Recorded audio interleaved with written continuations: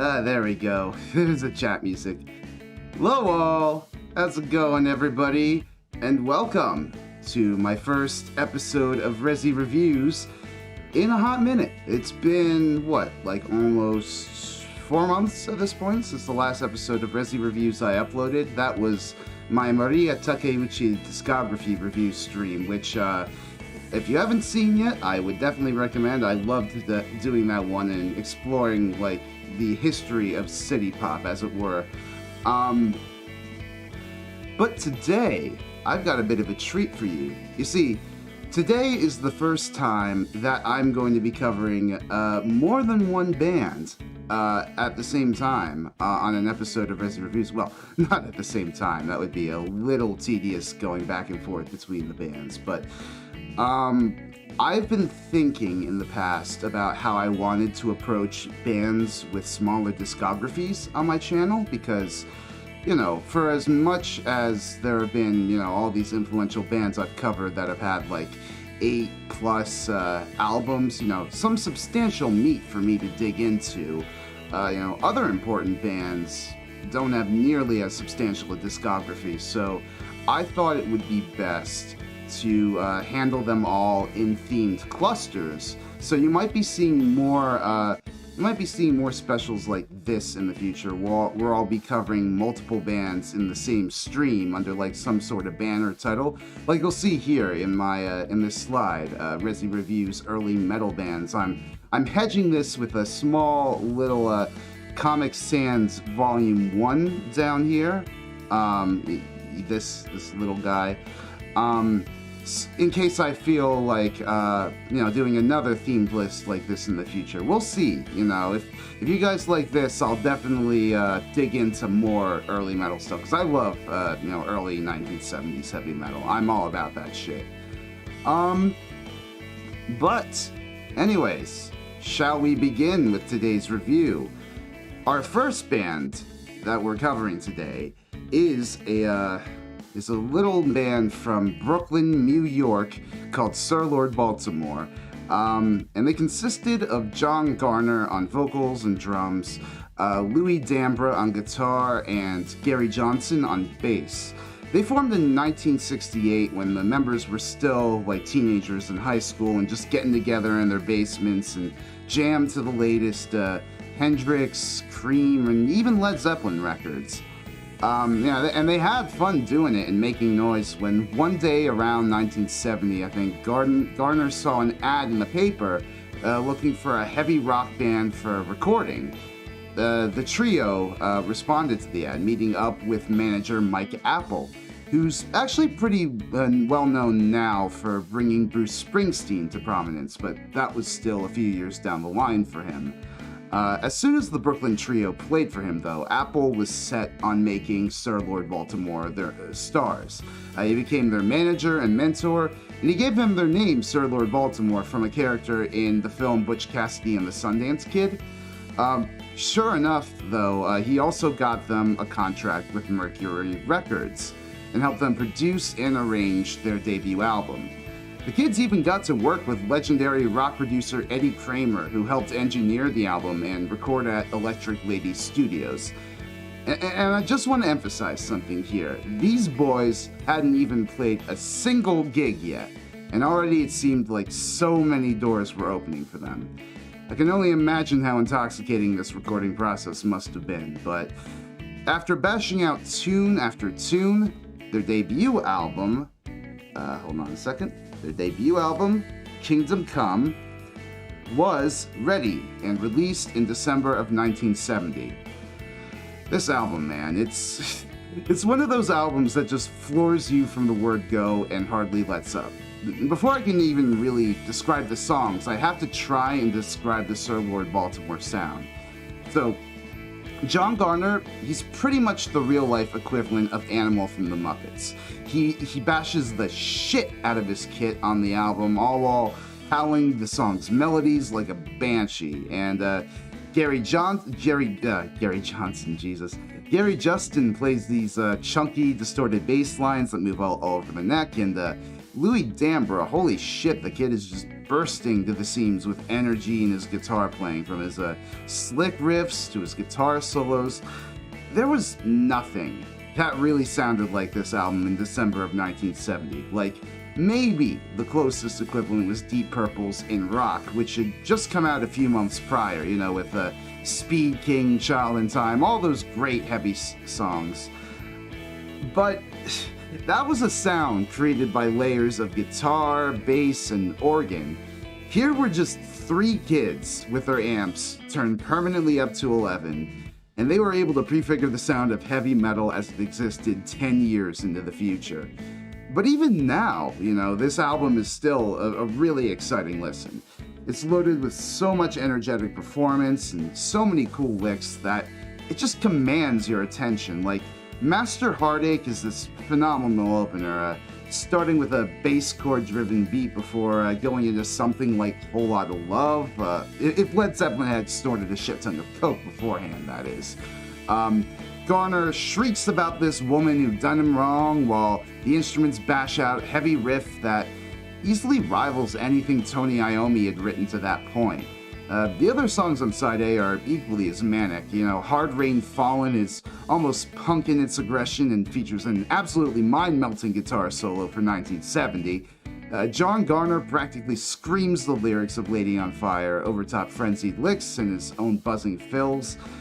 Pumped Up alternates between proto-punk frenzy and these funky R&B-like breaks to thrilling effect.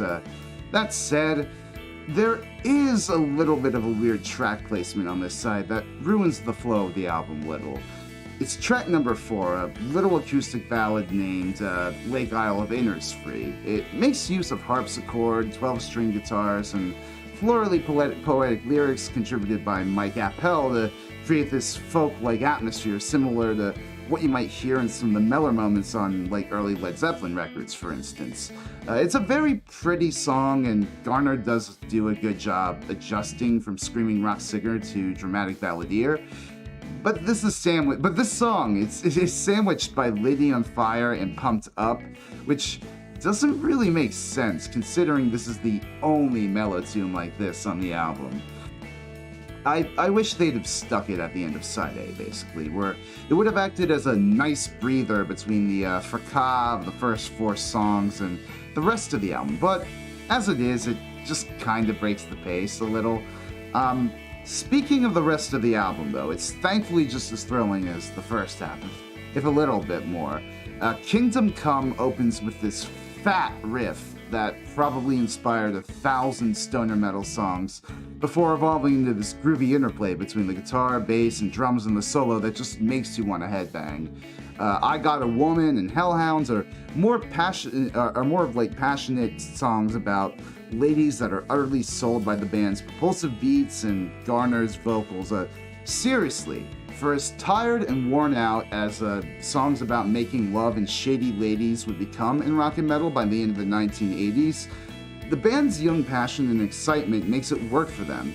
Helium Head, I Gotta Love has these really cool mood changes between drum fills with harmonized vocals over top and loud bashing verses. And it's got a cure to my fever and more cowbell, you know? Yeah, sorry, that was a bad delivery. Ain't Got Hung on You. The final track, it's this loose, funky riff and verses and a great little bridge tag. A thrilling way to close off the album. Oof, though, what a ride. Talk about first impressions. 3 teenagers from Brooklyn, given the chance of having their rock and roll dreams come true, gave it their all in the studios in 1970, and the product was something utterly explosive, even today. With Kingdom Come, Sir Lord Baltimore moved the needle of heavy metal that much further along from its psychedelic origins to something I'd consider all its own. That said, it's not a perfect album, as the placement of its one acoustic track could have been handled a little better, but it is worthy of all the praise it gets as a landmark heavy metal album. I am going to give it a 9 out of 10. Alright. Now, not too many critics of the time thought too highly of their debut. However, one Mike Saunders, who I think later went on to front his own bands, but he was then a writer for Cream magazine. He gave this album glowing praise and coined the term heavy metal for the first time in print to describe the band's sound. That's how important this album was. This was literally the first album to be described as heavy metal. And Mike Apple and fellow manager D. Anthony worked, at least for a little while, to push these young heavy metal maniacs. Their literal first gig was a show at Carnegie Hall, and okay, can I just say how ridiculous easy some of these early stories of rock stardom sound? Like, some of the most important early artists in rock get these utterly mind-blowing opportunities before they've even gotten started, just because rock was so popular back then. Like, Santana got to play at Woodstock just before their debut. King Crimson got to open for the Stones in Hyde Park months before their debut. And now, today, I'll be in a rock band that has a bunch of originals to draw upon and a few gigs under their belt, and we've got nowhere near as many opportunities to make impressions on the important people in the music world. Nope, not bitter at all. Not at all. I'm sorry. But yeah, their first gig was at Carnegie Hall, and their second gig was at Fillmore fucking East. They even played a string of 3 nights at Fillmore East in February with the Jay Giles Band and none other than their heavy metal contemporaries, Black Sabbath. They even played a few more shows across the US as Sabbath's supporting act. Supposedly, though, Black Sabbath's camp were assholes to Sir Lord Baltimore.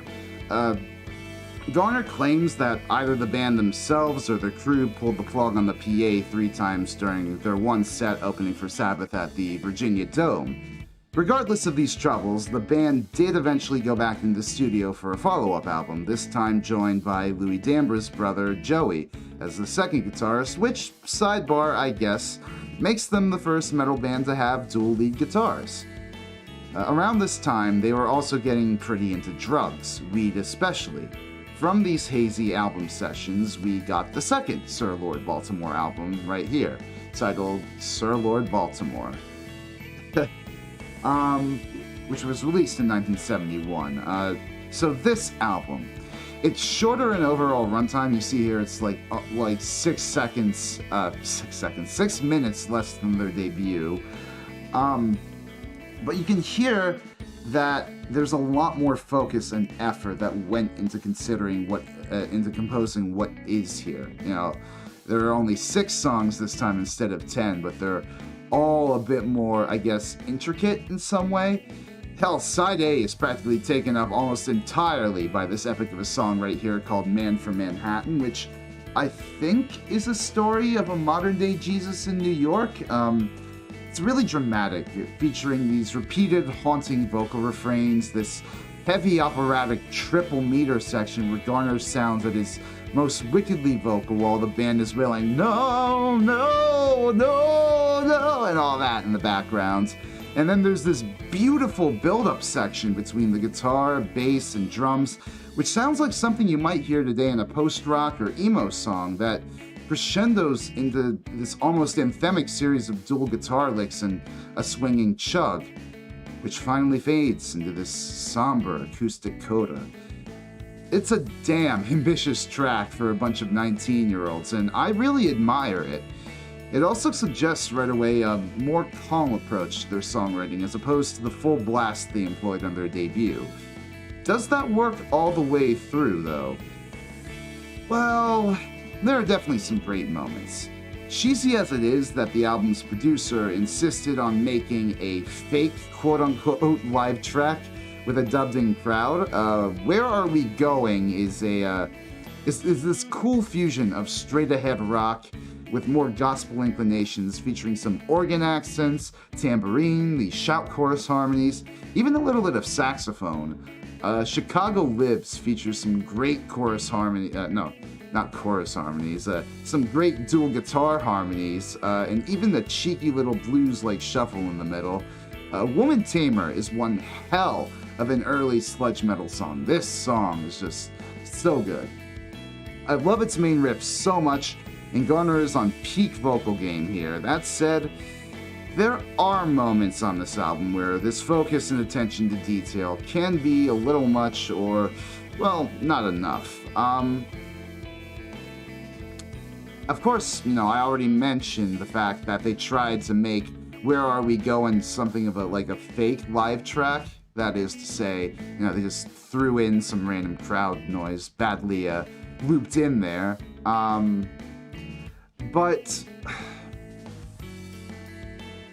also there are these moments. Lo and behold, for instance, it starts as this neat shuffle sort of thing before it builds up with too much percussion and vocal harmony, but otherwise it's not really much to write home about.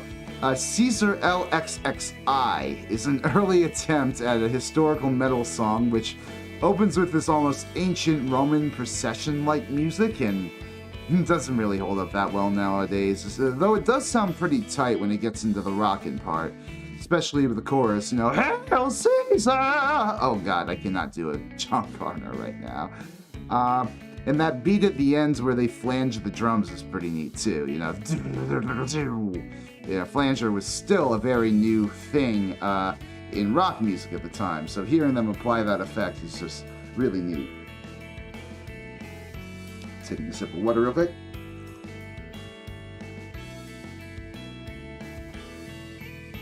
Man.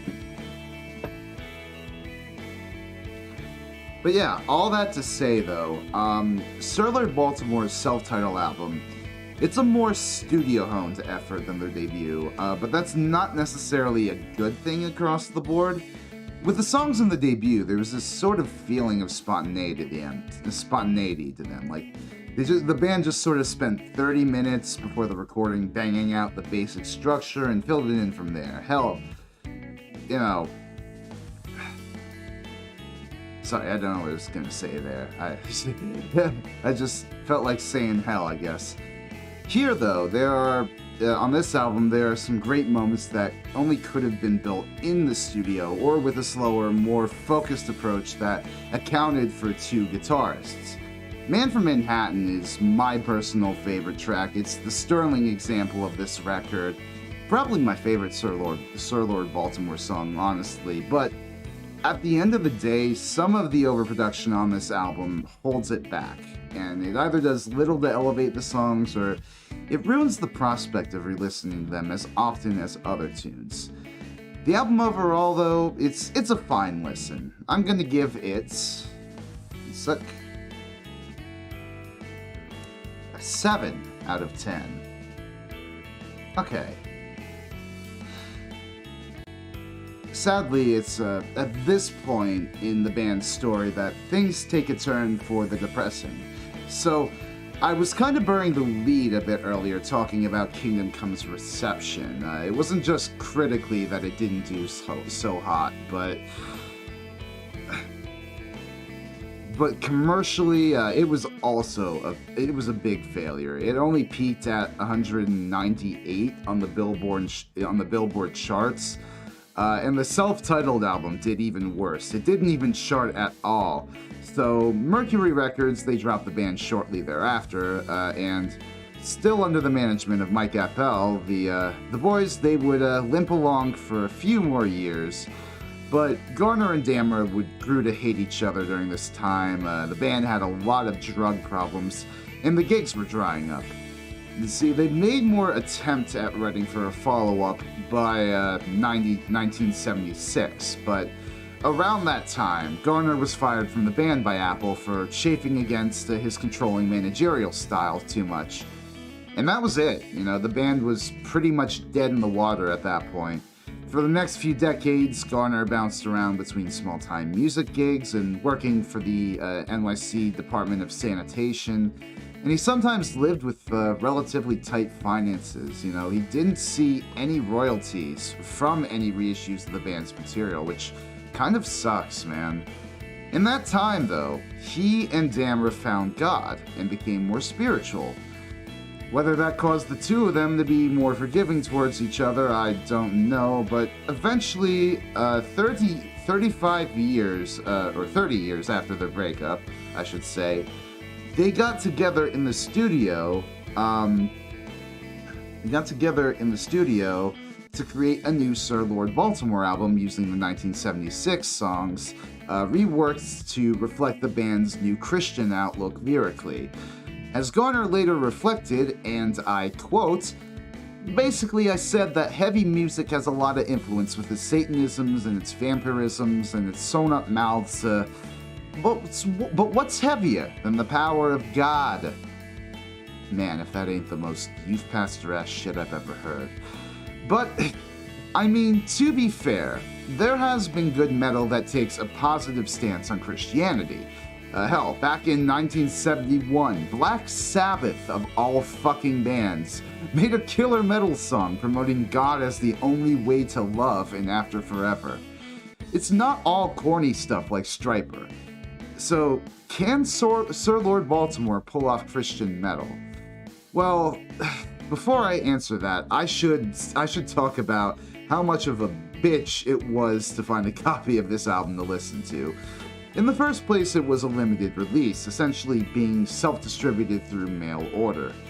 I think it might have been reissued in a box set since, but I could not find this album anywhere in full on YouTube. Like, there were like tracks and bits and pieces, but like nobody had put up like a full album playlist, or actually I think there was like one full album YouTube video, but then that got delisted or excuse me, or taken down, or copyright claimed, I don't know. I didn't even see like a Dailymotion video when I was Googling, or any other site for that matter. You know, that's how much nobody cares about this album to like really upload it. I had to resort to my old friend Mediafire just to get a copy of this thing, which I'm not proud of to admit on stream, but it just sucks when audio media gets tossed to the wayside like this, when nobody like bothers uploading it or preserving it for the future for people to listen to. Like, I don't even think this album's on Spotify, pretty sure. But anyways, to answer my question, if they can really pull off Christian metal, not much has changed about Sir Lord Baltimore's metal attacks since the 35 years prior. And it's clear from the outset with Gonna Fill the World with Fire. Damn, dude, that rhymed. I'm a poet and I don't even know it. Garner's voice is still pretty damn good, though, for 3.5 decades after the band's last album. The instruments are still decent. Garner's singing on the opening track about, avoiding the devil's influence already, and honestly, his soulful style does sell the modern words. But right away here, it's clear that the production sounds a lot more modern. There's a lot more reverb and perhaps an even deeper crunch in the guitars and bass than is warranted for a Sir Lord Baltimore album. Like, I don't know, the guitars didn't nearly sound as crunchy in the 1970s as they do on this album. See, the magic of the earlier albums, I think in part, in addition to that spontaneity I was talking about earlier with the debut, both for the debut and the self-titled, it felt like you were in the same room as the band, hearing them go to town on their instruments. Here it just kind of sounds like a more generic rock band playing a mid-sized arena. That becomes even more clear the further along we go. Like, let's take for instance, Love Slave. Which, I mean, if the title alone doesn't raise any red flags, let me tell you now, it sounds like this cheesy, unironic cock rock song from the 1980s, complete with a cheeky cowbell, pretty fly for a white guy sort of lick in the beginning. Like, it's like a Buck Cherry song, and I mean that in the worst way possible. Wild White Horses is this acoustic-driven rock tune where Garner delivers his best PG's falsetto in the choruses. I admire the sort of like strummy acoustic guitar and drum interplay here, but this is a baffling direction to me, especially with all the random electric noodling in the background. Then the next song on the album, Rising Sun. It's got some great riffage and drumming, but Again, Garner is falsettoing all over the place while probably singing about Jesus. I don't know. I couldn't really make out the lyrics, and there aren't any lyrics for this album online. But it's this song, Rising Sun. It's like if the darkness went Christian metal. You know, you got the falsetto and the boomy arena rock sounds. Mission is alright, and again, it has plenty of great instrumental moments, but it honestly just sounds like a preachy Van Hagar. Are you seeing what I mean when I say that this album's production makes them sound generic? Because, Jesus, there's hardly a song on here that sounds purely like a Sir Lord Baltimore song, if there's such a thing. If there is any true highlight, though, it would probably be Cosmic Voice. It's quite a bit more of a banger, and honestly, it's probably the song on the album most in line with what had come before. It feels like a lost cut off of Kingdom Come, with a constantly propulsive drum beat and a lively vocal from Garner, and guitars and bass on full blast. It's like the band are right back in the 70s again, picking up from where they left off in the fuzzy landscape of 1970s metal. Where the hell was this sort of energy for the rest of the album, though? Like, there was a market for this sort of sound back in 2006. I think that was like right around the time retro rock and metal like Wolfmother were like just coming into popularity. But I don't know. This album just feels so limp by comparison. Ultimately, I think the band, they did get screwed by the album's production in part, though in most regards, the songs they'd written 30 years prior, you know, I'm not sure if they had the same shine when compared to all the metal which had come since that had taken influence from the older Sir Lord Baltimore albums. In addition, the album just runs into that same sort of cheese that Caesar LXXI reveled in on the previous album, with the addition of more preachy messages mixed with poor vocal delivery. This was a good attempt at revisiting their former glory, I think, but Sir Lord Baltimore were both in vogue, I guess, with the rock revivalist youth, but, you know, personally speaking, they were out of touch with them all the same. I'm giving the album... I'm giving this album a 3 out of 10.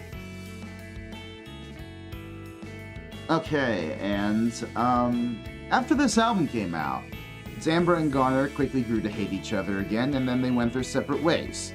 Zambra would later become a pastor, ministering to homeless families in Los Angeles, while Garner continued to keep going, attempting to revive a Sir Lord Baltimore of sorts with Swedish guitarist Jan Stark. The two recorded a new version of Woman Tamer in 2007 and then attempted to find a bassist and score some gigs, including a spot at the 2008 Sweden Rock Festival, but nothing ever seems to have materialized. Sadly, John Garner died in December of 2015, ending any hopes of Sir Lord Baltimore ever writing again. And honestly, it's a damn shame too, because these guys got shafted and just thrown under the rug after being given the world on a silver platter at 18 years old. But damn, what a mark they left on the genre of heavy metal though, and Garner was at least able to make peace with that fact in spite of the fact that he and his mates had gotten the long end of the commercial shaft for so long. Definitely check these guys out if this is the first you're hearing about them. You know, they are crucial heavy metal pioneers. Now though, to move on to our second band for the day, Captain Beyond. How to say?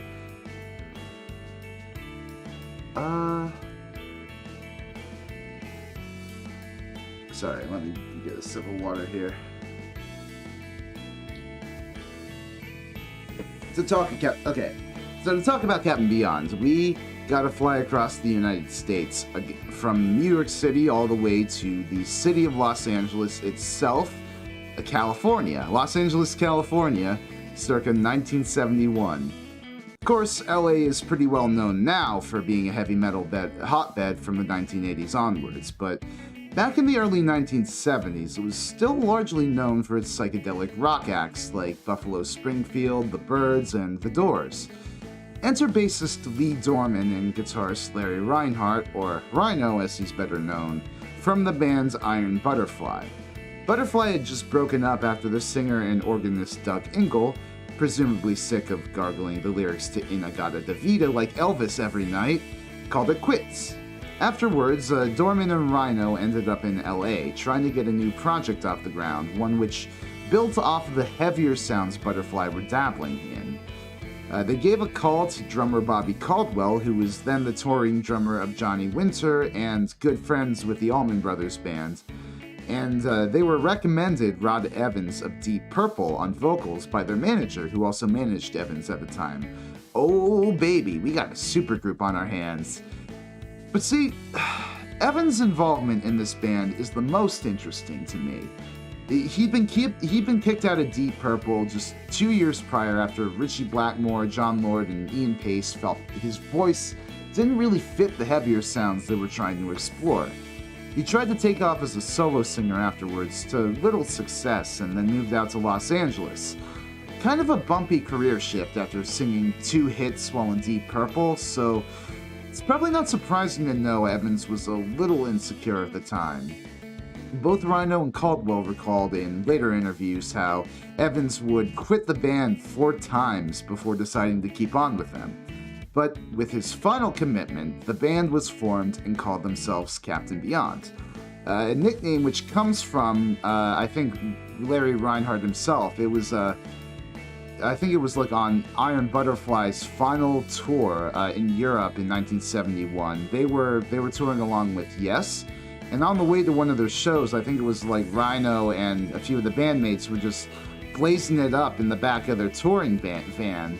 And when they finally got to the gig and met up with Yes, Chris Squire took one look at Rhino's eyes, and he was like, "Mate, you look like bloody Captain Beyond." And the name just stuck with him, and lo and behold. By the way, they also had a keyboard player named Louis Gold in this early stage, but he left before they recorded their debut, so don't worry about it. But yeah, anyways, the band were busy for the rest of the year demoing songs. Some real heavy and complex shit. One day, someone from the band played a demo for Caldwell's good friends, Greg and Dwayne Allman. Minds totally blown, the brothers were like, "Dude, y'all gotta sign up with our label, we'll get y'all in good." And sure enough, a few phone calls and a signed contract later, Captain Beyond were recording their first album for Macon, Georgia-based Capricorn Records, and preparing for their first live tours. The product of all these efforts, the band's self-titled debut, Sorry. The band's self-titled debut came out in July of 1972. Sadly, the band's benefactor Dwayne Allman wouldn't live to see it. He died tragically the previous October in a motorcycle accident. This album is dedicated to his memory. That was a nice gesture in and of itself from the band, but, well, how was the album? If I had to describe it in as few words as possible, I would say a rush. Holy God, you guys remember how much I loved King Gizzard's albums that had clean segs in between songs?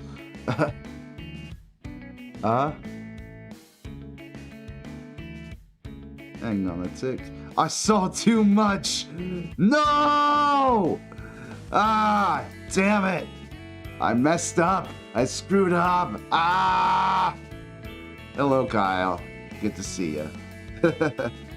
Hope you're doing well today, and welcome.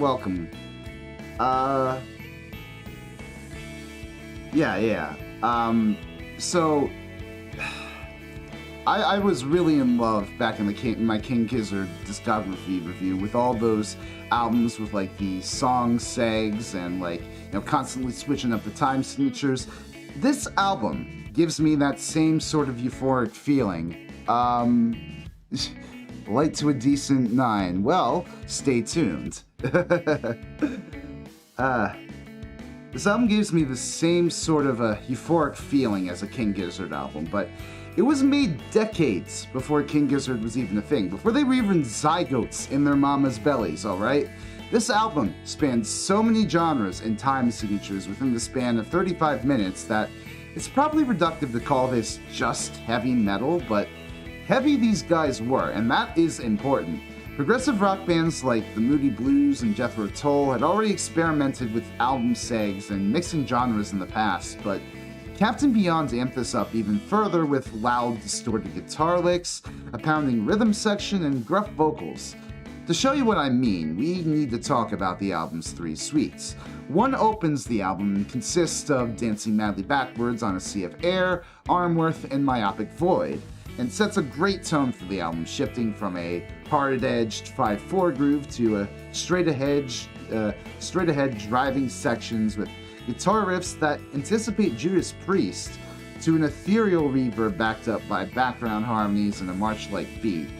9 minutes pass before you realize it's even been 9 minutes. That's how engaging this opening string of tracks all is. And then there are the 2 suites on side B, the 1000 Days of Yesterday suite here. Consists of 2, more emotional acoustic-backed pieces sandwiching the stomper of metal song in Frozen Over here. While the I Can't Feel Nothing suite of tracks down here, it goes from ballsy rock to acoustic-based spoken word to thrilling reverb-laden guitar solos to a driving race to the finish to close the album. Now, one might think that weaving so many smaller tracks together into these broader suites might ruin the album's value when broken up over playlists or put on shuffle, and well, you might have a point there actually, but honestly, even the smaller tracks are engaging on their own merits outside of the context of their suites.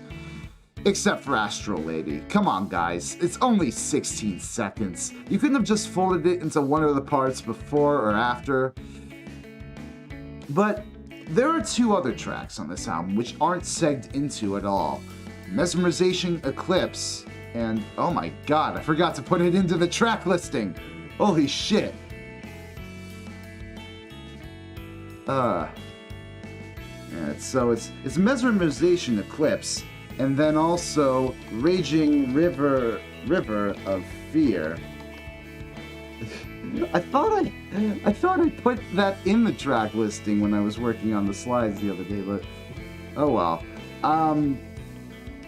But yes, Mesmerization Eclipse and Raging River of Fear, and it's here that I really gotta gush about the musicianship on this album. See, Mesmerization Eclipse is built on this earworm of a 7/4 guitar riff with pounding drums and thumping bass locking in right behind it, all while Rod Evans is letting out this husky croon of a vocal befitting of the groove.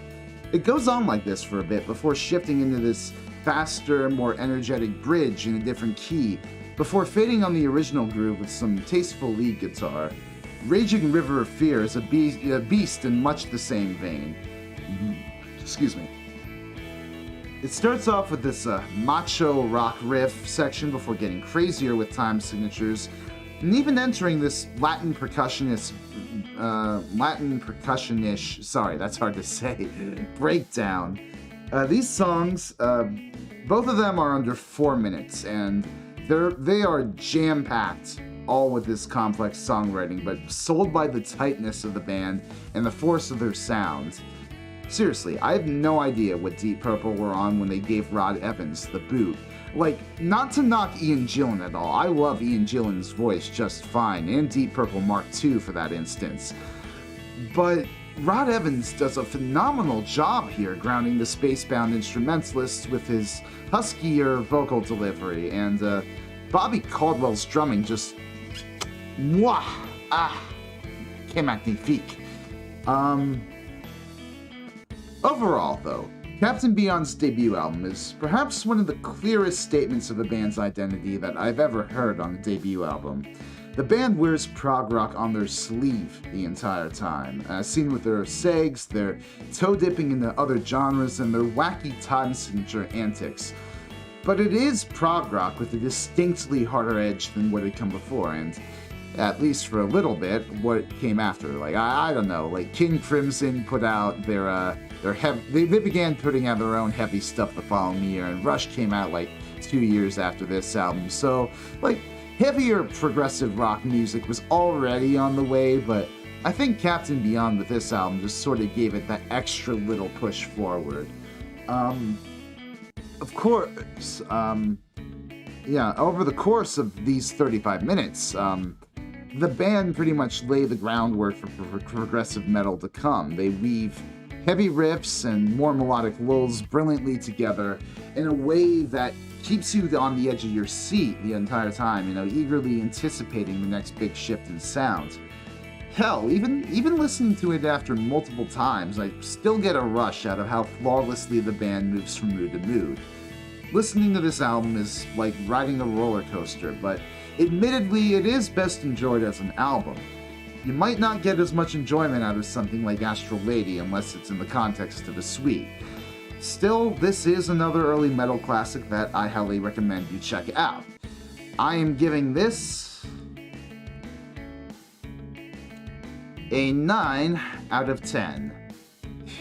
Right on the money there, Kyle. Okay. Let's see. Oh wait, no, that's... Sorry, getting ahead of myself here. So...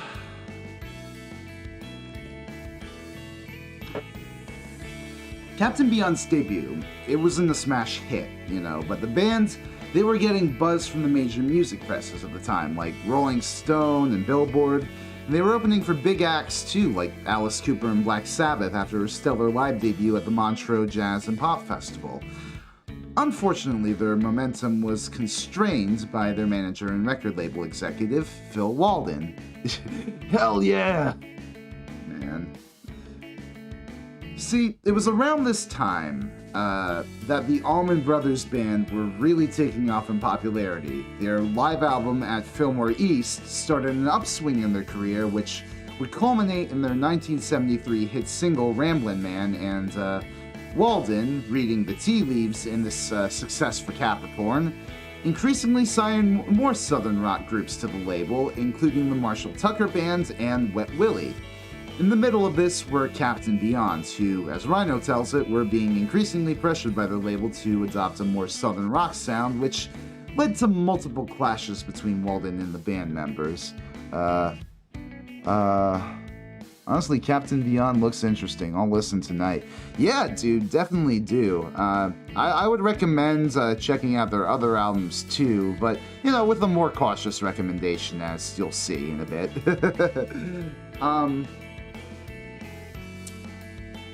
But yeah, there were clashes between Walden and these band members, and all that said, though, Bobby Caldwell actually disputes that this conflict was about musical direction. He would later claim that, Walden was just on edge all the time from being a record executive and a manager at the same time. Regardless, most of the band did opt for a change in sound towards a... Oh... Hello, Hork. Okay.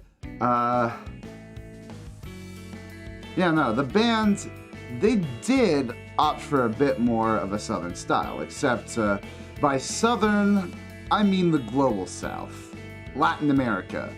They wanted more aux percussion and smoother songs, basically.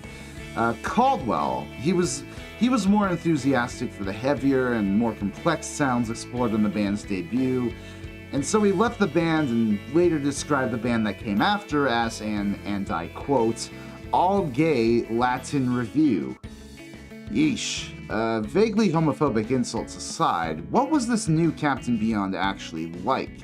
Well, they had brought on conga and timbale player Gael Garcia, pianist Reese Winans, and drummer Brian Glasscock for the new album. Unfortunately, the label didn't like Glasscock, so they surgically removed him from the band, and in his place came Marty Rodriguez on drums. It was this expanded lineup which recorded and released Captain Beyond's second album, pull that up. Sorry, where the hell? Okay. Their second album, Sufficiently Breathless, released in 1973. This album is interesting. It's a completely different beast from the debut in that its songs are more self-contained this time around. It feels more like a traditional rock album and dispenses with segs almost entirely, with the exception of the final two tracks, but we'll talk about those. It also just generally feels like the band has dialed back the energy a little bit. Like, compare the opening track here, the eponymous Sufficiently Breathless, to Dancing Madly Backwards. Unlike the latter, which opens with this heavy 5/4 drum groove and closing on this driving guitar riff, Sufficiently Breathless is this lovely 5-minute acoustic number with some electric guitar noodling and backing percussion. It's not a bad song, but it doesn't have that same drive or complexity that made their debut so engaging. The next track, Bright Blue Tango, isn't that much better. It rocks a little more, but not nearly as hard as the debut, even with these groovy 6/4 sections. Think more Santana, less Deep Purple. The one suite on this album, which closes it off, is led into by this strange filler track called Voyages of Travelers Past, before concluding with Everything's a Circle, which starts off smooth, slow, and cha-cha-like, before closing on this admittedly good jam section with dazzling guitar solo and the percussionist going at full force. Not exactly the cleanest first and last impressions for this new Captain Beyond. If not for Rod Evans, you'd be forgiven for thinking this was a different band. But, as the end of Everything's a Circle demonstrates, there are some great moments where the new members of the band add to rather than diminish from their sound. Drifting in Space is this funky jam of a tune with driving percussion and a sick keyboard solo courtesy of Reese Wynans. Evil Men and Distant Sun, though they're more straightforward than any of the tunes on Captain Beyond's debut, they're loaded with some great distorted guitar licks and solos from Rhino, and there are these nice little moments here and there with the percussion. The drum and conga breaks in Evil Men come to mind, as do the cowboy-laden verses and soft electric piano breakdown leading into the guitar solo of Distant Sun. Then there's Starglow Energy, which is a gorgeous ballad with tasteful emotional playing from Rhino and Winans, and solemn heartfelt vocals from Evans. It heavily reminds me of something Deep Purple might have done. You listen to When a Blind Man Cries, or Mistreated, or Wasted Sunsets, and it's the same sort of feeling of pain longing that gets across here. So, you see, the sonic palette the band adopted for this album wasn't necessarily the problem. It was more so just how inconsistently they implemented it across the board. Sufficiently Breathless, it's overall not a bad album, but it makes some really bizarre choices. 4 solid tracks in the middle are sandwiched by these 2 softer, poppier tracks on top and a lesser sweet-like pair of tracks on the bottom. As a result, it feels a whole lot less consistent than on their debut. At least when they bent genres on that album, they moved from feel to feel while still keeping a firm footing in heavier, complex arrangements. On most tracks here, what you hear is largely what you get. There are few interesting twists and turns, and even if the songwriting is solid as a whole, some of the tracks just do not gel well with what the band had been until then. Honestly, if they'd let the electric piano and congas rip over the more cosmically rocking songs, like on Drifting in Space or the end of Everything's a Circle, there'd be a lot more here to love, but as it is, the album is not that thrilling to listen all the way through. I am going to give it a 5 out of 10. Okay, and there is, a damn good reason the album turned out as mixed as it did, this album. The recording process was reportedly hell. Certainly Capricorn were still breathing down the band's necks, but Also, the studio was not so up to par, and Marty Rodriguez was far more limited in his drumming capabilities than Caldwell had been. Evans eventually had enough and left the band again in the middle of the recording process, but finished recording and rejoined the band after being talked into it again. The percussion section, however, left for good after the recording, as did Winans, who was living in a friend's garage at the time and barely getting paid by Captain Beyond's management. Though that did end up a good story for him. He would later go on to play piano in Stevie Ray Vaughan's Double Trouble Band. Bobby Caldwell, however, was called back to the band, and soon Captain Beyond were back on tour in support of Sufficiently Breathless, playing with Trapeze, ZZ Top, and even fellow proggers King Goddamn Crimson. God, imagine that fucking bill, Captain Beyond and King Crimson back to back. I would be in heaven. And that all this touring, it was all well and good, but then at the end, Evans left. Again. For good this time. His reasons why are unknown, but I'd wager a guess that he was just really burnt out and disillusioned with the music industry at this point. After all, he became a respiratory therapist shortly after and has stayed out of the spotlight pretty much ever since, except for this one time in 1980 where he fronted a fake version of Deep Purple, but that's a story for another discography review. Still, without a voice, Captain Beyond was pretty much dead between the end of 1973 and 1976, though search for vocalists they did in the interim. Eventually, they did reform with relatively unknown vocalist Willie DeFern, who'd been a singing drummer in a few obscure West Coast rock acts in the late 1960s, early 1970s, and then they signed with Warner Bros. Records, who I'm willing to bet offered them a lot more wiggle room and creative freedom. So, these two elements in place, the band set to work recording what would be their follow-up album to Sufficiently Breathless, which would be more of a return to form this time. With Caldwell back in the band, there would be no quote-unquote all-gay Latin review, but a conscious effort to recapture the magic of the first album.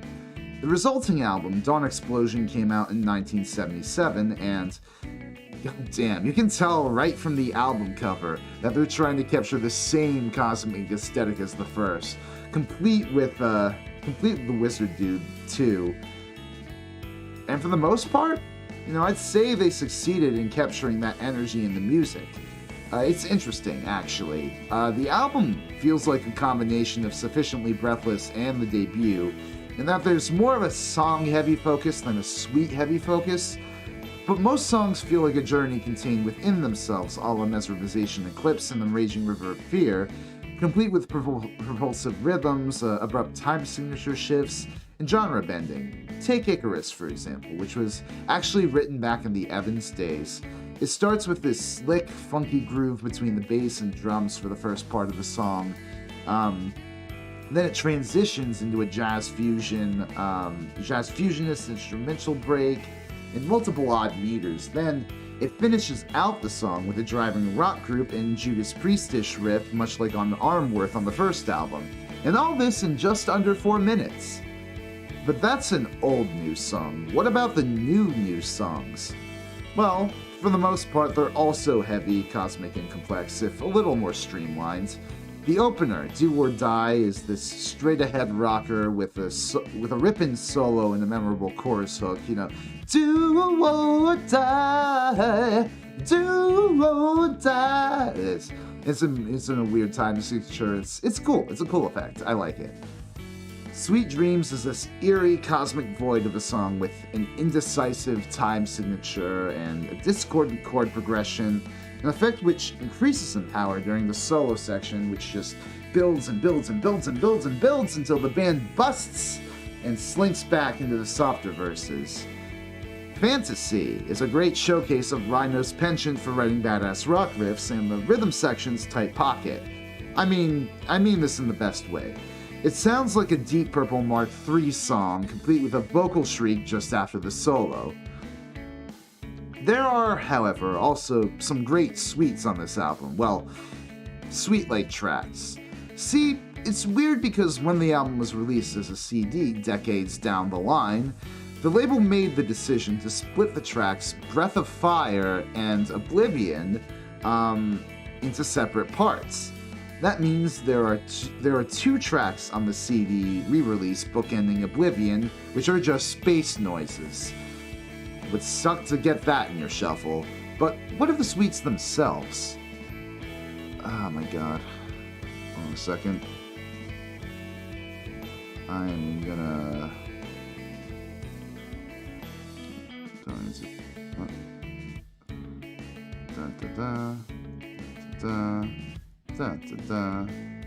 Cool. Alright, carrying on.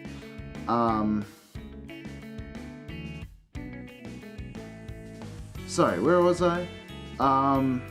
Yeah, what are the suites themselves?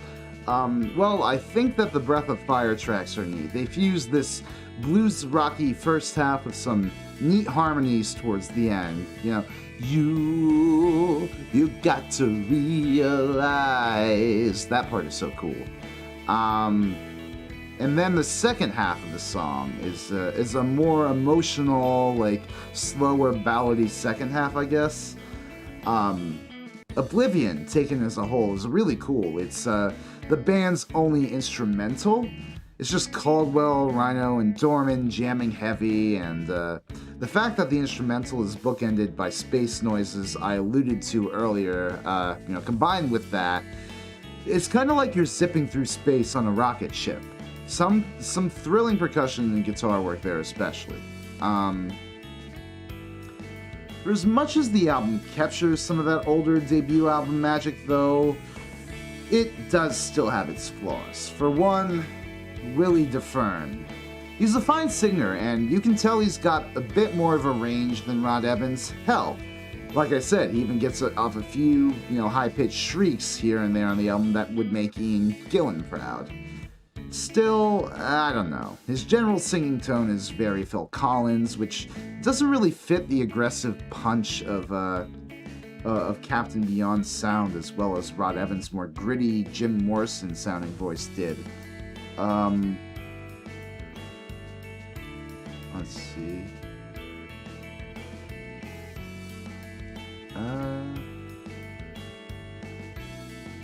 Yeah. Also, If You Please and Midnight Memories are pretty neat tunes instrumentally, with Rhino giving his best Jimi Hendrix Wind Cries Mary impression on the latter. But tonally and lyrically, they don't really fit at all. If You Please is a song about how you can be anything you want to be in life that sounds deadass like a theme for a PBS Kids show, while Midnight Memories is a straight-up love ballad in a major key. I have no idea why Bobby Caldwell was okay sanctioning this under the Captain Beyond name, but Latin percussion was a bridge too far for him.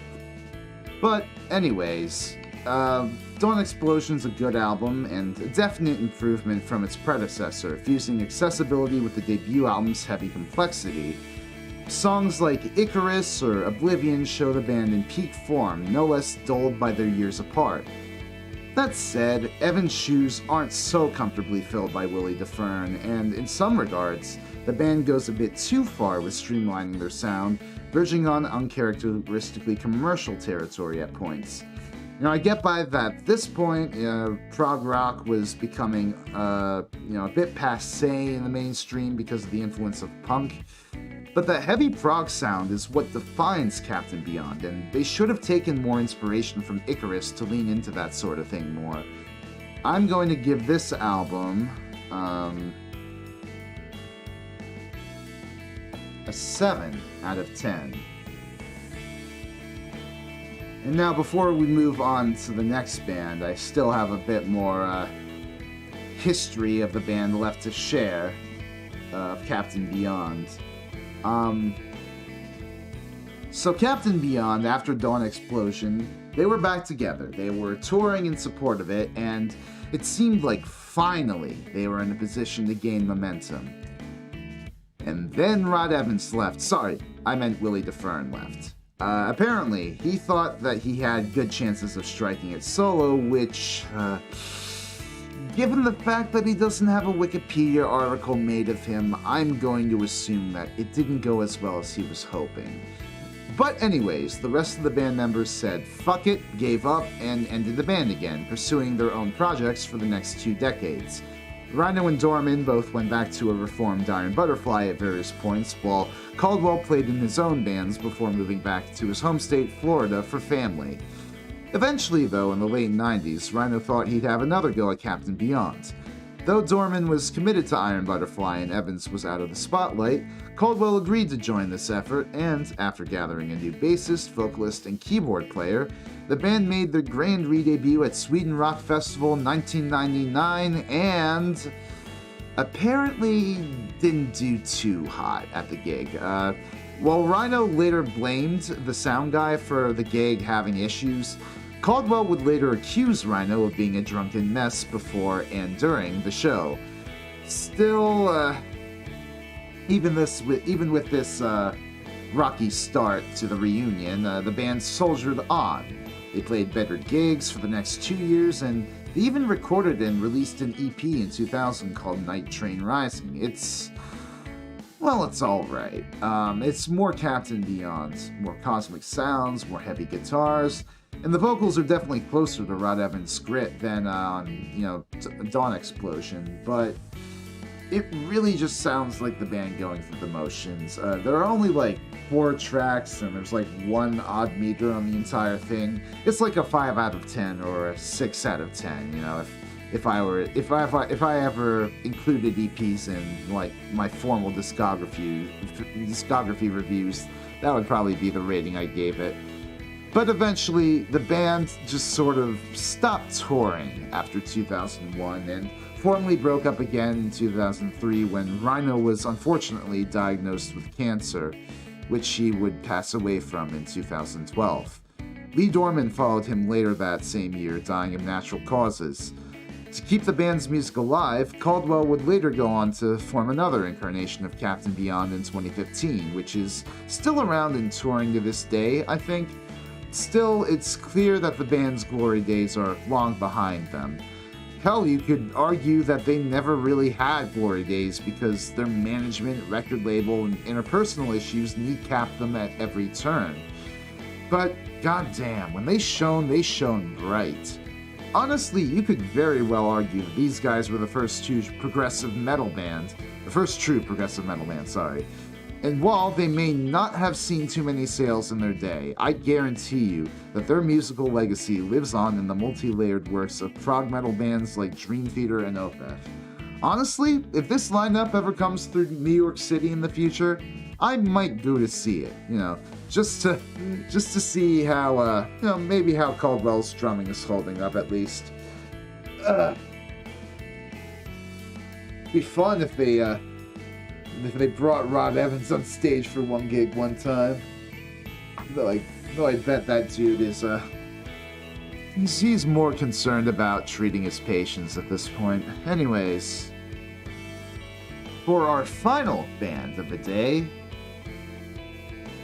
oh geez, we are already at, what is this? We're only at 1 hour, and we've only got one more band to go today. Thankfully, this one has a bit more to cover. We are talking about the Flower Travellin Band. Once again, we have to fly westwards all the way out to the land of the rising sun. We're back in Japan, baby. And, don't let these guys' name confuse you. It might sound hippie as shit, but they were some of the heaviest music to come from Japan at the height of their career. So, Flower Travellin Band, where to start with them? I would say their story starts with Japanese pop star Yuya Uchida, who back in 1957, he dropped out of high school to pursue a music career after discovering Elvis Presley. Uchida then managed to carve out enough of a path for himself over the next decade that in 1966 he fronted one of the bands who opened for the Beatles at their 1966 gigs at Nippon Budokan. It was here that he befriended none other than John Lennon, who would later invite who would later invite Uchida to England the following year. While abroad in England, Yuya Uchida discovered some of the heavier psychedelic rock of the day, like Jimi Hendrix, Cream, and Janis Joplin, and he was hooked. He knew then that he had to bring this sound back to Japan.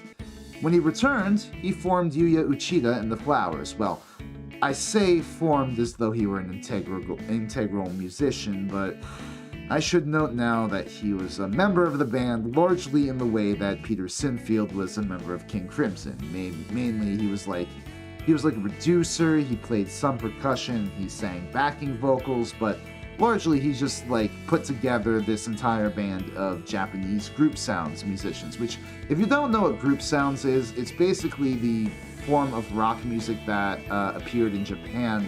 I think after the Beatles' visit there, a lot of Japanese rock groups were inspired by that sort of British invasion Beatles sound of pop. But the Flowers, they didn't really have any original repertoire, and they just did covers of Western psychedelic rock. In fact, they put out an entire album of covers in 1969 called Challenge.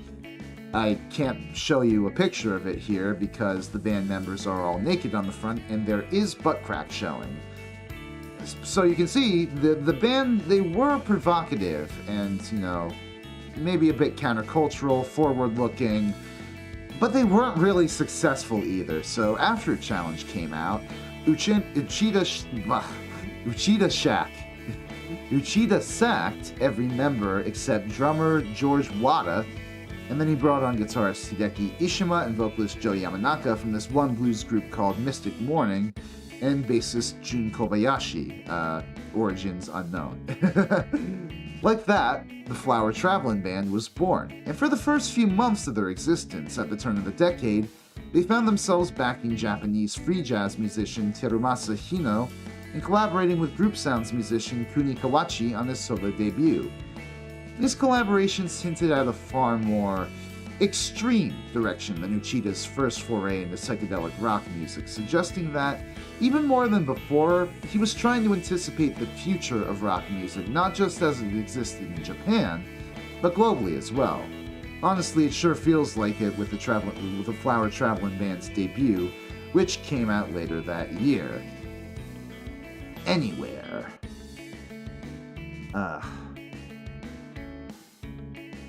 So this album, yet again, is a collection of covers, and hell, even the cover to this cover album is similar to the cover to the past cover album. It's a cover of a cover album cover, you could say. All the band members are naked, and apparently that stems from Yuya Uchida's desire to do things with your true self. And they're riding on motorcycles. It is a hell of a striking package. But while Challenge might have been just an album filled with covers played straight, this album takes every song it covers and makes it heavier and crazier. And what heavy architecture that they already have to build off of. I mean, look at this track listing here. This album features probably the first recorded cover of 21st Century Schizoid Man, and definitely the first recorded cover of Black Sabbath by Black Sabbath. And that Schizoid Man cover, God, it is thrilling. Not only do they do justice to all the original song's riffs, but the midsection freakout is unrelenting. Ishima just squeals out guitar noise after guitar noise, while Wada pounds away at his drum kit in this repeated, almost march-like beat. I'd like to think that if Robert Fripp, if he ever listened to this cover, he'd be proud of it, but honestly, knowing him, he'd probably just give a slight smile and go about his day. There are also some more traditional songs in their covers of Muddy Waters' Louisiana Blues and The House of the Rising Sun, which they do in the I think they do it in the vein of the Animals. These are further radically twisted than, I guess, their points of origin. Louisiana Blues is perhaps the most conducive to a radical rock reworking, given the fact that it is a blues. You can play, you can twist a 4-bar any way you want to and have it sound original, I think. And sure enough, you know, it gets the radical reworking that it deserves. The band grew with almost proto-punk-like intensity, and they take a number of extended jam-like solos, including this, I think this section in the middle with a guitar and harmonica break. There are even these moments where Ishima is clearly aping Indian theory in his guitar playing in this song, especially these extended moments where he's playing over this guitar chord drone, which makes for more Eastern-tinged psychedelic blues. This will become critical, as we see later in the Flower Travellin Band. Excuse me. Sadly, though, this is where I need to get more critical of the album. Some reworkings on this album, they're either underbaked or confusing. Their version of House of the Rising Sun, it starts gorgeous enough with some extended guitar riffage, but there's something like 3 key changes towards the end, meant to add more drama, I guess, to the lyrics, as Yamanaka sings higher and higher, and I mean, it kind of feels corny. Like, when Eric Burdon could just dramatically deliver the lyrics about a brothel in New Orleans just fine back in 1964 without key changes, I don't think the band really needed to do so here. The Black Sabbath cover, meanwhile, it's got some good ideas. It ruminates more on, It ruminates more on the infamous tritone riff to open things, rather than, you know, tolling a bell in the distance. Joe Yamanaka, he has these terrified shrieks of, "Oh no!" and all that. And it's more than a suitable substitute for what Ozzy does on the original recording. You know, "Oh no!" You know. In the band, they actually take the final march-like section of the song at a far, far more aggressive tempo, and I really like that. But I think overall, their cover suffers from a lack of true fire in their playing. Like, sure, Black Sabbath is a plodding song. It's the first doom metal song ever made, arguably. But that doesn't mean the instrumentalists can't still liven up the song with their tones or their playing. You know, the distorted riffs barely kick with the same energy as Tony Iommi's, George Wada is barely putting in an effort in the verses, and confusingly, the ending guitar licks sound more optimistic than they do on the original recording. I don't know. It's cool that the Flower Travellin Band covered it so soon after it was made, this song, but feels like they were still in the process of understanding what heavy metal was. You know, same as everybody else back in 1970, same as Black Sabbath themselves, but this is not the best Black Sabbath cover in the world, as it were. Also, there are these random harmonica improv things on the album that bookend it. They're both called Anywhere. These two right here. They're alright. Honestly, it's cool that Joe Yamanaka can blow a harmonica. There are a not insignificant number of metal bands in the early days of heavy metal that incorporate harmonica into their sonic palette to an effective degree. And as we'll see, the Flower Travellin Band were one of them. You know, we've already kind of seen Louisiana Blues, but these interludes, they're just random harmonica bullshittery. It's fine, but kind of sad that these are the only original songs on the album, you know? All in all, Anywhere is an interesting trial balloon of an album. These 5 Japanese musicians, embracing the chaos of free jazz improv and the heavier noises of rock emerging from the West, made an entire album of their own takes on contemporary Western tracks, and, well, it's certainly an interesting beginning. I really love the version of 21st Century Schizoid Man here, and I think Louisiana Blues is also really fun and jammy. Otherwise, the rest of the album is inconsistent in its quality, if admirable in its ambition. I think this album does a great job of displaying the band's influences on their original music to come, but otherwise, it's alright. It's not the most essential listen. I'm going to give it a 5 out of 10. Alright. So around the time Anywhere came out, right, the band were still struggling to find a direction for their original music. The band members, Ishima especially, wanted to break free of their cover band origins as soon as possible, and they began exploring other sounds. Ishima was particularly inspired to write his own stuff. See, what's interesting about him is that he's pretty much the Japanese George Harrison. He picked up the sitar at age 24, and he had to teach himself. He self-taught himself. Self-taught himself. Wow. Through Ravi Shankar's 1968 book, My Music, My Life, which he had to look up translations for himself. Back in the days before DeepL or Google Translate, you had to hand translate things. Jeez, that must have been a nightmare. Now, in the midst of the Flower Travellin Band's development as their own band, though, Ishima brought to the table these Indian-sounding riffs for them to jam on, and from then on, elements of Indian music would become just as important to the band's identity as their heaviness and penchant for improvisation. While this was happening, Flower Travellin Band got an invitation to perform at Expo 70, a world's fair held just outside of Osaka, Japan. It was there that they met with Canadian jazz rock, prog rock, symphonic rock, all the above. I don't know, I haven't listened to them before. Canadian jazz rock band Lighthouse, who loved their sound. They invited the Flower Travellin Band to come to Canada, and Yuya Uchida, sensing a golden opportunity to break internationally, pressed the band to go. Before they did, however, they decided to record an album to take with them.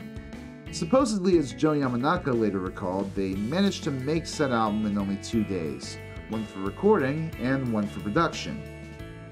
This album wouldn't see release for another few months, but eventually it came out on April 5th, 1971, under the title Satori. Now, what does Satori mean? It's a Japanese Buddhist term for awakening or comprehension or understanding or enlightenment. I don't know. You're never going to get a perfect translation out of religious terminology in other languages. But what's important here is that the band were wearing their new Indian influence on their sleeves. I mean, look at this cover. It's an ink-washed silhouette of a sitting Buddha. For all the implications of its cover and title, however, a lot of this album is far from warm.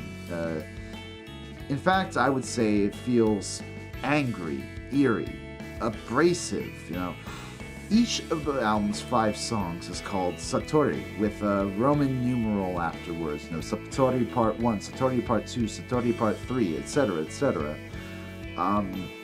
It paints the songs as sonic meditations on Satori instead of actual songs. I don't know, it sort of depersonalizes them, Most of these tracks, they'll have a few seconds of sparse studio noise or band noodling before getting into the song structure proper.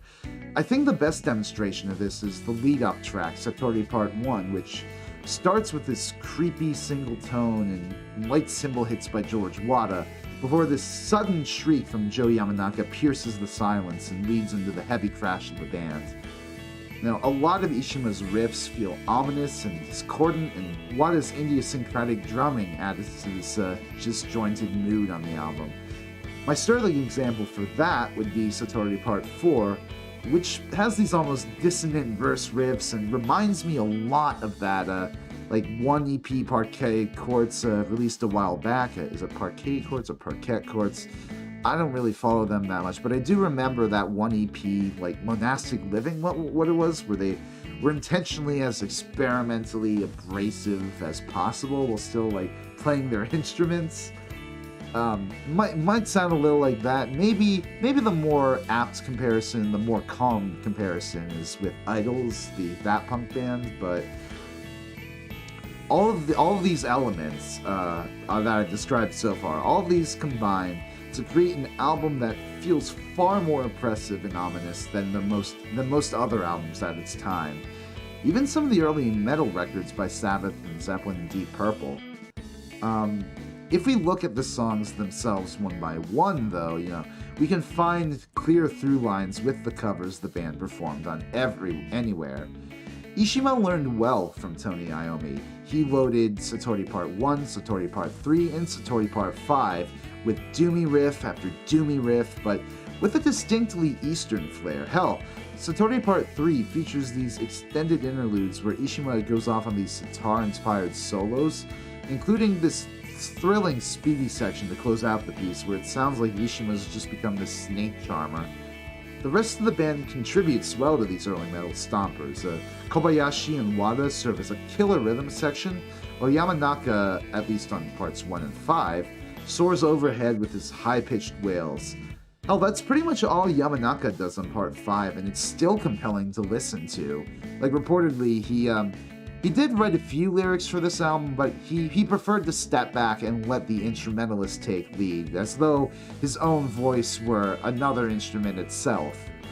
Part 4, Satori Part 4 is also really cool. Like I was saying, it's bookended by these discordant sections, but in that juicy middle, there's this bluesy jam recalling the fun they had with Louisiana blues. There's even this moment in it towards the end where the guitar doubles this lick Joe Yamanaka's squawking out on harmonica, and it is on point, man. By far, though, the most unique track on this album is the second, Satori Part 2. Rhythmically, it sounds close to the Bo Diddley beat, and it reminds me, therefore, of a lot of similar contemporary stompers like 1969 by the Stooges. But it quickly moves beyond that to sounding like the backing band is some sacred Japanese Buddhist rite, especially in the middle where the band layers up the song with some aux percussion. Ishida's guitar playing is at its most idiosyncratic on this track, almost dispensing with the power chords outright for simple melodic lines overloaded with embellishments and frills. Joe Yamanaka, meanwhile, is screeching overhead about the Buddhist wisdom that there is no absolute truth except for your own, trading melodies with the guitar all the while. This is probably one of the cooler fusions of Eastern and Western music I've ever heard. It certainly sounds more inspired and central to the band as a whole than the hundreds of psych rock bands in the 1960s who slapped a sitar on their recording and called it a day. Overall, Satori is probably one of the most unique heavy metal albums recorded, combining influences from free jazz, blues, Indian music, and Black Sabbath.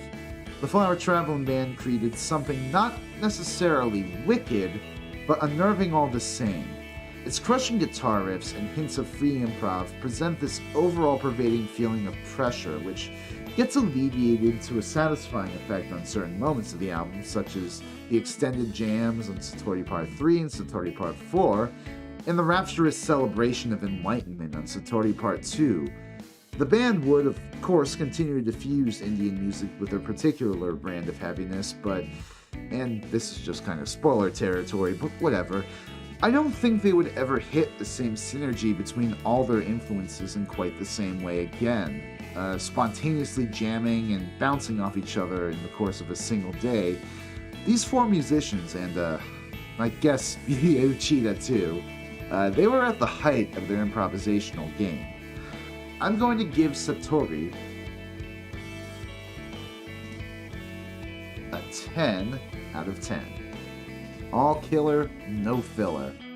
I mean, unless you don't really like improv jammy material, this might not be the album for you, but I really dig it. Where am I? Okay.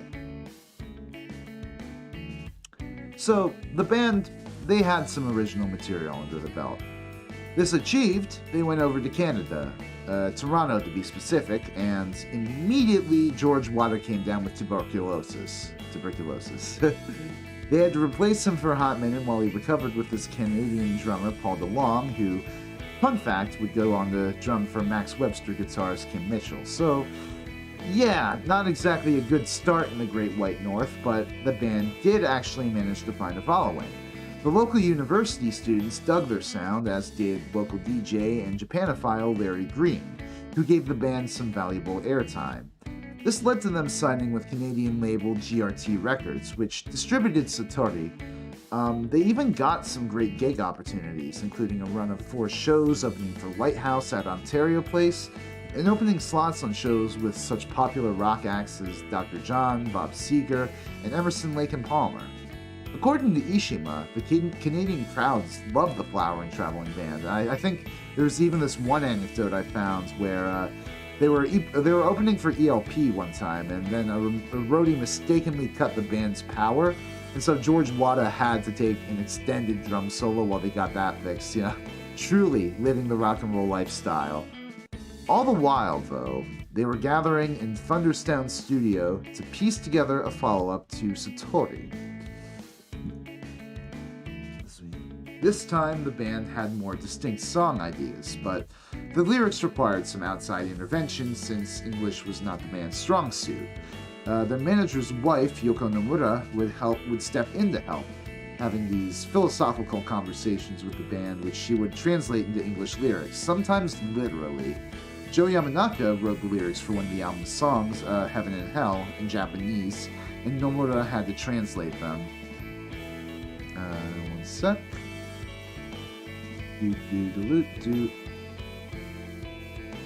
Time out. Okay. So their managers, sorry, I already mentioned that. So the band, they had production assistance from Lighthouse keyboardist Paul Hoffert as well, in addition to their regular production with Yuya Uchida. And the final product of all this labor between the band and their contributors was Made in Japan, ironically. An ironic title given its origins, but it would come out on February 10th, 1972. Funny enough, on this album, as though puffing their chest, they made the decision to open it on a radio advertisement for one of their gigs in Canada opening for ELP. Now, one could easily see this as a braggadocious move on the band's behalf, and, maybe, as the band, taking a premature victory I'm sorry, I cannot speak today. Somebody might see this as braggadocious, as, taking a premature victory lap, but I choose to be a bit more charitable here. Made in Japan, it's more of a song-focused effort than Satori, and it came together over the course of months as opposed to Satori's 2-day turnaround. What this radio introduction is meant to do, I feel, is explain the context behind this shift in direction. How, in living abroad for a year and playing with non-Japanese rock artists, the band honed their improvisational impulses into concrete songwriting sensibilities, which drew from the artists surrounding them. Perhaps the best example of this on the album is Unaware, a gorgeous acoustic-driven ballad about finding one's life purpose in performing music. Though its verses and choruses sound exactly like something ELP might have written around this time, think Lucky Man, the song that literally opens this album via the advertisement, there's definitely a touch here only the FTB could provide. And there are these haunting Indian-sounding guitar licks that appear throughout the song. Joe Yamanaka ups the emotion in the final minutes of the song by singing everything an octave up. The band close on this frenzied, repeating closing motive. And then there's Heaven and Hell, which is also a cool song, mixing Indian-like guitar drones, tabla-like beats sometimes, with this funky chorus-verse progression. There's even this breakdown section in that song leading into the guitar solo with a bunch of percussion that feels like a Latin musical review almost. All gay, of course. It's cool to hear the band incorporate yet more genres into their sound. They began from a place of relative musical freedom in free jazz and They began from this place of relative musical freedom in free jazz and acid rock, which drove them to push their sound ever further to not get caught in a creatively bankrupt rut, and I really dig it. That said, the moments on the album that are more directly callbacks to their sounds on Satori are just as thrilling, if not even more so, than their genre mixing. Kamikaze, for instance, is this song pondering on the inevitability of divine punishment, and it's a Walt-like metal song featuring these nice, chunky riffs from Ishima and an inspired rhythm from Wada and Kobayashi, and Yamanaka on this track, oh my god, I think I saw someone on YouTube while I was researching for this review liken this song to King Diamond 10 years early, and yeah, that's pretty accurate. Getting caught up in Yamanaka's piercing vocals and Ishima's stellar riffage, you forget how boundary-pushing this sort of sound was for its time. And then we have Hiroshima immediately following that up, and it's even better. It takes the central riff from Satori Part 3 and turns it into a chilling song about the horrors of the atomic bomb unleashed on Japan, evoking visceral imagery in the lyrics like the mushroom cloud of the explosion and the ashen shadows left behind by people and objects immediately incinerated by the blast. It even shifts into this another Latin-sounding section where Ishima is giving free rein to Noodle as effectively as on the original. This is one of the earliest metal songs to be written about fears of nuclear annihilation. And it's all the more effective because it's not about the horrors of what could be, but the horrors of what has been told by the children of those who witnessed it firsthand. The children of the mushroom, as Yamanaka would sing. And yet, for as good as the highlights on this album are, there are some serious flaws because of how awkward the band's rock delivery can sometimes be still.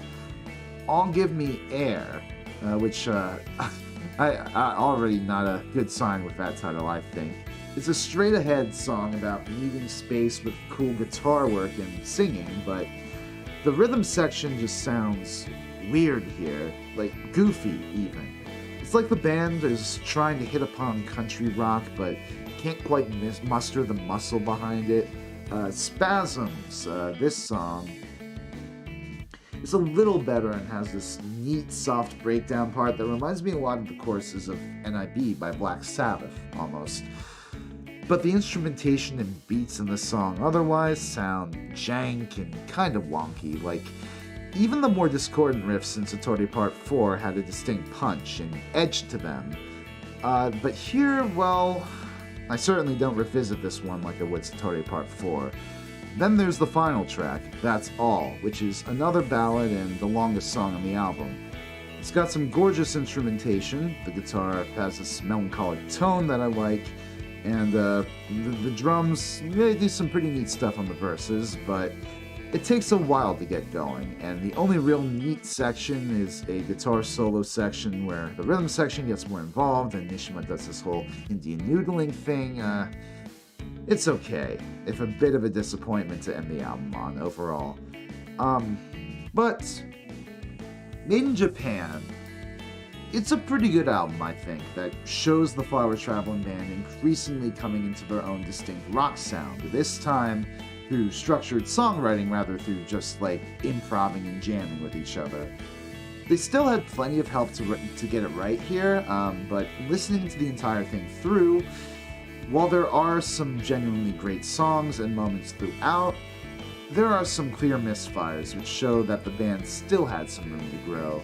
Honestly, it's unclear how much input Paul Huffert or the band's other Canadian friends had here, but I feel like this may partly be a case of too many cooks spoiling the broth here. Not a bad album, just baffling sometimes. 6 out of 10.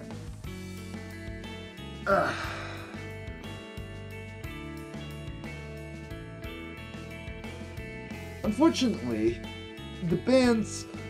Oh my god. Yawn. Man.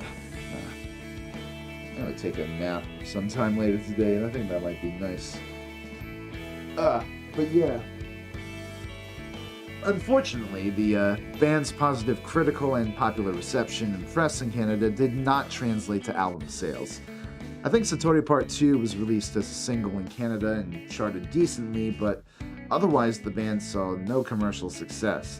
To make matters worse, they were not able to get their visas approved to tour in the United States, leaving their options for touring and breaking into the North American market limited.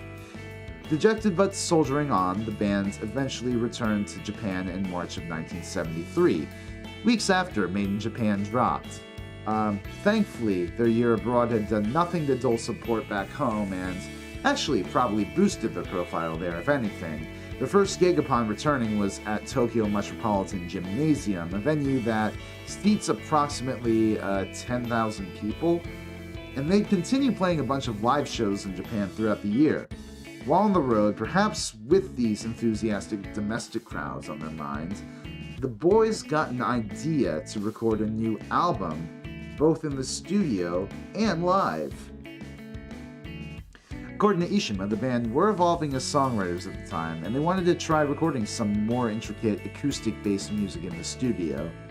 They even sought to expand their sonic palette by bringing aboard keyboardist Nobuhiko Shinohara. After spending some time recording in Mori's studio in Tokyo, taping a show at Yokosuka Bunka Kaikan on September 16, 1972, and getting some lyrics from this contributor just labeled on the album's credits as Patty, the band compiled this music together into the album Makeup, which came out on February 25th the following year. This album is a massive beast, so I suppose we should keep this simple and look at the two halves of this album, the live songs and the studio songs, one at a time. Honestly, whoever it was that got the idea to record Flower Travellin Band live, not to mention new FTB songs, was a genius. The band crackle with energy and tight performances, and the addition of the layer of the keyboards on this album makes their music all the more heavy. Take the title track, for example, Makeup, which is this propulsive rocker with amazing organ work. Sounds a lot like a Deep Purple song, really. Shadows of Lost Days is this dramatic bluesy ballad a la Since I've Been Loving You by Led Zeppelin, where Joe Yamanaka screams his heart out in probably his greatest vocal delivery in the band's history. All the Days is a bit of a weirder song, sounding like a blues shuffle twisted into a kaleidoscope lens almost. And it rocks, but it's perhaps a bit less exciting than the other new songs. Then there are some older tunes recorded live, including perhaps the definitive edition of Hiroshima. Seriously, the band really loved this song. This is the third consecutive time it's appeared in some form or another on an FTB album. But I'm grateful because shit, this live version is great. It opens with this wild crash of noise from the band before they go quiet, and then just the bass comes in, playing the song's haunting riff. Feels like an atomic bomb's dropped, and now the horrors of the song come creeping out until the band just hits you full force again. And then the ending jam, as you might expect, is extended, and not just that, but extended by 20 minutes. And it fucking rules. So many tasty guitar solos, such ferocious playing in the rhythm section, and my god, George Wada takes a great drum solo in the middle. And then after that stunner of a number, we get a cover of Blue Suede Shoes done completely straight a la Elvis with Yuya Uchida on vocals. I mean, I like it just fine, but it's kind of funny putting after goddamn Hiroshima. But what of the studio efforts? Well, two of them are as lively as the live performances and brimming with ideas, namely Look at My Window and Slowly But Surely.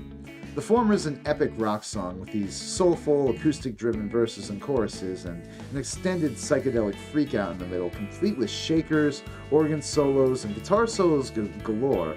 The latter section is this hard-rocking jam with a badass riff. The latter song, Slowly But Surely, is this hard-rocking jam with a badass riff from Ishima and a fantastic sense of verse-chorus progression driven in part by the organ. Seriously, I can't compliment Shinohara and what he brings to this band enough. Even in these studio songs, he manages to use his layer in the band to complement the band's heavier and softer sides perfectly.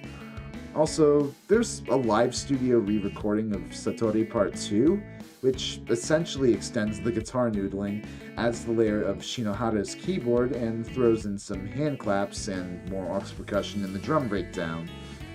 It's alright, but I'm confused why they did this as a live studio recording when they had, these audio sounds in the background too, instead of recording an actual live performance of Satori Part 2. Or maybe those hand claps, audience cheers are pulled from a live recording of the song, and this is a hybrid track?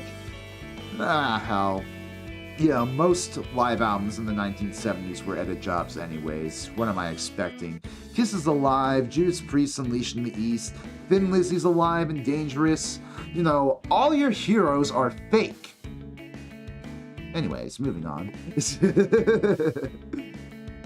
Then we have some softer studio songs on this album, which sadly are some of the weaker parts of this album. Broken Strings. Broken Strings, it starts out lovely enough, but, it's got this music box-like innocence between the acoustic guitar and the piano at the beginning, which is lovely. I really do like it. And then there's some neat slide guitar and lyrics contemplating the loss of all the broken guitar strings in one's life playing guitar, but, well, this song doesn't really have any sense of progression in its 7 minutes. There aren't any choruses, and the band moves between these two chords the entire 7 minutes. After the concert is something like an acoustic denouement to the album, or in layman's terms, something to calm the nerves after the frenzied energy of Hiroshima and Satori Part 2. It's alright and has some very heady soundscapes as a progressive, though in truth, it feels like a bit of an anticlimax.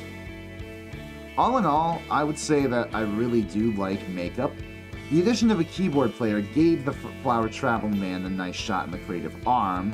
There are far more incredible songs and inventive ideas this time around, and the live performances, especially of the old stuff like Hiroshima and Satori Part 2, are electrifying and show the band in full control of their sound and ability. Hell, even good old Yuya Uchida, the man behind the curtain, gets his moment to shine. The FTB, they'd come a long way from their early days of covering Western musicians for a living, and as the album shows, they've become more than capable of commanding an audience of their own with a sound of their own. Still, I will say, the softer moments on this album could have used some finer tuning, and the placement of blue suede shoes is too goofy to ignore. I still feel good, giving Makeup an 8 out of 10. Yeet.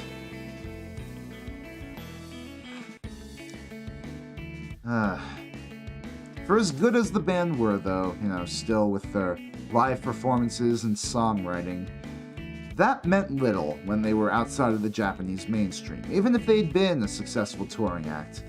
They were hoping to rectify this with a chance to open for the Rolling Stones on their 1973 tour of Japan, but sadly, this never materialized after drug charges prevented Mick Jagger from getting a Japanese visa.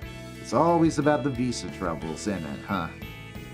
Additionally, folk rock was more popular in Japan at the time thanks to the influence of bands like Happy End and Garo, making it difficult for a heavy band like FTB to truly be heard.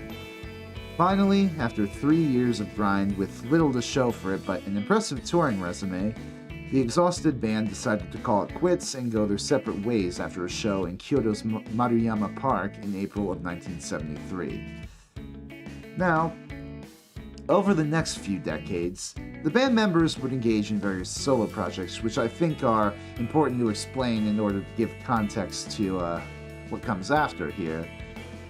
Joe Yamanaka would have quite the storied career after Flower Travellin Band, becoming a film actor, volunteering for Japanese International Cooperation Agency to help impoverished countries, and pursuing a more popish solo career, which produced for him a hit single in Asian countries in this song called, I think it's Mama Do You Remember, which is the theme song to this one hit movie in Asian countries called Proof of the Man. I've never heard of it, but apparently he's like a household name in Asia.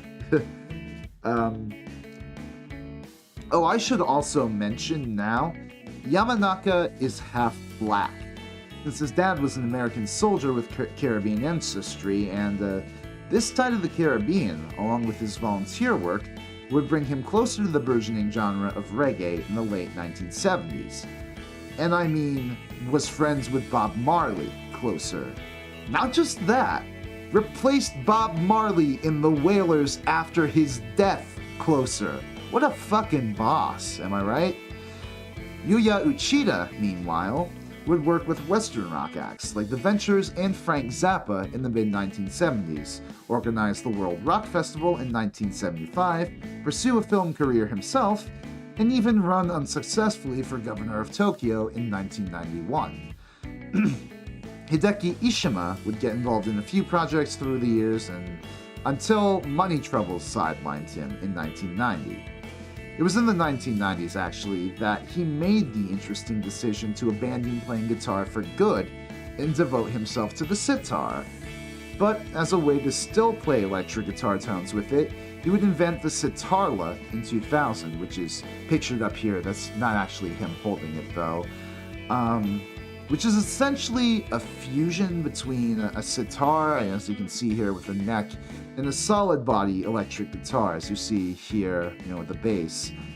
As for Wada, Kobayashi, and Shinohara, though, Shinohara played with Ishima in the 80s and was otherwise just generally involved in Japanese pop music, but Wada and Kobayashi just sort of fell out of playing music after the Flower Travellin Band broke up. Eventually, however, the Flower Travellin Band decided to reunite in 2007. They considered reunions in the past, but these were largely nostalgia-first aspirations, which Ishima wasn't really interested in. It was only when they began discussing the possibility of new songs that a reunion truly began to coalesce. Most of the band from the Makeup album were involved in this new endeavor, but notably missing was Yuya Uchida, which, honestly, the band dodged a bullet there. 4 years later, Uchida would be arrested for assault and trespassing against a girlfriend. Really doing his old pal John Lennon there proud, huh? But, anyways, this reunited band would gather in their old stomping grounds of Toronto to record a new album. And reportedly, though Kobayashi and Wada had to polish their chops, the band's chemistry in these sessions was just as strong as it had been in 1973. From these sessions came the band's first album in 35 years, We Are Here, released on September 17th of 2008. Now this album, Okay, so Wikipedia describes this album as acid rock. Now, I don't know about y'all, but whenever I hear the term acid rock, I think heavy jamming with an emphasis on wild, psychedelic noises. Hell, kind of like what Flower Travellin Band were doing 35 years prior, only this album is not acid rock. So, oh my god, I look far angrier than I actually am. But it does not even remotely sound close. In fact, it's more like this funk world beat fusion pop album. That's honestly the most concise way I can describe it. It's such a jarring stylistic shift. Like, Hideki Ishima gets off some great slick licks on his sitarla, but because he can't really do the same sort of chorded, distorted playing as he did on guitar, a lot of the songs are more keyboard driven, and well, there's just so little fire and energy here as opposed to the earlier works. Like, Shinohara plays less distorted organ and more, straight, like, piano type stuff, and it's like, One of the only ties this new sound has to the old is Joe Yamanaka's voice, and even that is tenuous at best. Like, back at the height of the band's, height of the band's success, I say, but back at their artistic height in the 70s, Joe Yamanaka was a great mix of Ozzy Osbourne in delivery and Robert Plant in range. Here, after decades of singing pop and reggae, he sounds more like a mashup of Shaggy and Dave Matthews, and that is... whew. Okay, but what are the songs themselves? Are they alright? Not really. The first four songs here, What Will You Say, We Are Here, Die Job, and Don't Touch My Dreadlocks, oh my god. They're all just standard pop fare, really. Die Job, it sounds like that one corny Send Me On My Way song from the 90s. Don't Touch My Dreadlocks screams corny 80s pop song, both in instrumentation and lyrical content. I mean, I probably didn't need to tell you that from the title, but you know. Love is an ambitious song a la Look at My Window, but whereas that last one had a lot of soul and drive and a psychedelic freak out in the middle, this one just sounds like 80s yes. not like good, like catchy 80s yes to revisit, but like the generic stuff on like the B-sides of the Generator singles, you know? The big Generator singles. Will It is a forgettable, if funky, closer. There's a lot here to like if you're a fan of things like more adult contemporary-ish alternative or jam bands or world beat bands, but I'm here like, couldn't they have amped some of these up a little more? You know, they're the Flower Travellin Band. They got their stuff doing like extreme, like free jazz improv stuff. They could have gone a bit more crazy here, surely, right? I actually brought up this discrepancy with my roommate, though. You know, I told him how these guys disbanded because Japan wasn't ready for their heavy sound at the time they were around, and then when they came back, they decided to go in like the exact opposite direction, and my roommate, he responded with something along the lines of, well, if Japan didn't wholly embrace them at the height of their heavy output, they must have just been like, okay, well screw y'all, we'll just make whatever we want upon reuniting, and perhaps there is a kernel of truth there. You know, the band members were all in their 60s when they made this album, and all the more power to them for wanting to explore new sounds and instead of trying to recapture the glories of their youth. But at this point, I would have preferred them to strike out with a bolder take on this sort of music instead of an album that sounds so much like Paul Simon's Graceland, almost. So, that said, before I can give a final score, I have to mention there are like 2 tracks that come close to recalling some of the band's earlier psychedelic glory, but even these moments are sort of short-lived, you know.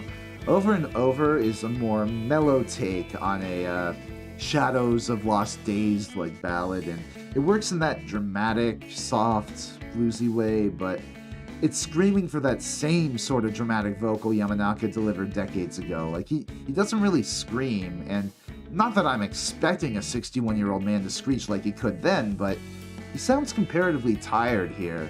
Then there's The Sleeping Giant, parentheses, Resurrection, parentheses, which is it's a pleasantly hypnotic prog-sounding tune with some heavenly textures, but it's almost a bit too repetitive for its 7 minutes. So overall, we are here. It could have been so much more, man. I appreciate that the band wished to strike out on their own direction, unburdened by the expectations of the past, and like I said earlier, there is a lot here for fans of world beat to admire, but this is a departure that I think is a bit too radical. When questioned about this turn from the darker, heavier sounds towards a more pop-like direction in an interview at the time of the album's release, Ishima was quick to emphasize that the Indian influence through line was still there in the band's sound thanks to the sitar, just recontextualized into a more pop-like song structure, and well, that's a roundabout way of admitting your instrument isn't quite as expressive or as powerful as when you use a guitar, but I mean, even beyond that, the band just don't have that same energy or songwriting craft as they used to. I'm going to give this album a 3 out of 10. Okay. And actually, you know, the band, they weren't entirely satisfied with this album either. At least Ishima wasn't. He'd later admit that he didn't feel like the music came from the band's hearts as Japanese people and wanted to speak more from the heart on whatever follow-up the band would record next. But for the time being, they still had a new album to support, and it was their most commercially successful record to date, coming in at a whopping 299th place on the Oricon charts. They can't all be idol groups. Anyways, Flower Travellin Band went on the road, touring Japan and recording a live video at Hibiya Open Air Concert Hall, which came out later that year as Resurrection. They even got to tour America for the first time ever, playing a show in New York City.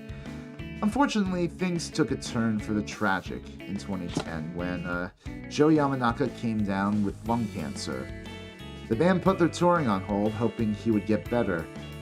unfortunately, he didn't.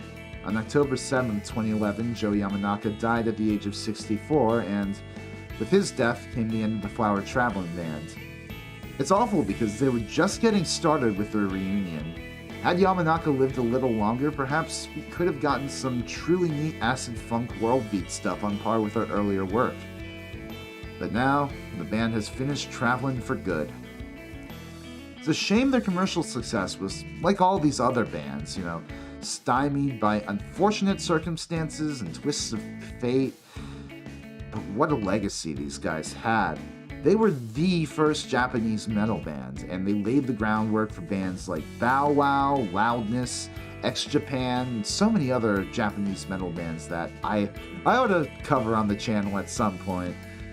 And they even influenced Western artists like Michael Ackerfeld of Opeth. Definitely check out the Flower Travellin Band if you have never checked it out before. But anyways, that is going to take us to the end of our stream for today. Woo, yeah! Let's cut it. We did it, everybody. We got through 3 bands' discographies, 3 early heavy metal bands, which, though they might not have ever been the most well-known rock bands in their day, or even now, they are still, crucial to the development of rock, of heavy metal as a genre, and they deserve to be heard more. And I hope if you saw this video and you liked it all, what you heard from me, I hope you'll check one of these bands out. And I also hope that if you liked this stream, you will like it. You'll leave a comment down below. What other metal bands would you like to see me cover on this channel? Suggest something in the comments, and I'll look into it. And if you really liked today's stream, please do consider subscribing to my channel. Please consider liking my Twitter to keep up with please consider following my Twitter to keep up with all the latest Rezi news. As for my next stream, I forgot to add, ring the notification bell too, YouTube notification bell, because YouTube makes all the creators jump through all the hoops just to get their content seen. But yes, next stream. I think I want to pick up with Doom again, but it's gonna be Christmas, Wait, is it gonna be Christmas on Friday, or is that gonna be Christmas Eve? I don't know what I'm going to be doing Christmas Eve yet with my roommates. I mean, I know, I'm not going down to the holidays. I'm not going down back home for the holidays anymore, so I'm stuck up here with my roommates. But if I'm doing anything, on Friday night, I'll let you guys know. But as for right now, I think we are currently scheduled to have another Doom stream for that day. So look forward to that, and look forward to next week. I might try to put together another collab for next week, I think. Try to get somebody in on a Sunday. It's not that I don't feel confident going back to, my instrument practice streams or music creation streams. I just don't really feel, I guess, as motivated right now to do streams of those things. So maybe in the new year, I'll have the energy and enthusiasm to tackle that again. But yeah, that is it for today, ladies and gentlemen. Thank you guys so much once again for tuning in to a new episode of Rezi Reviews. I've been your host, Rezi Reviews, and I will see you guys next time. Goodbye!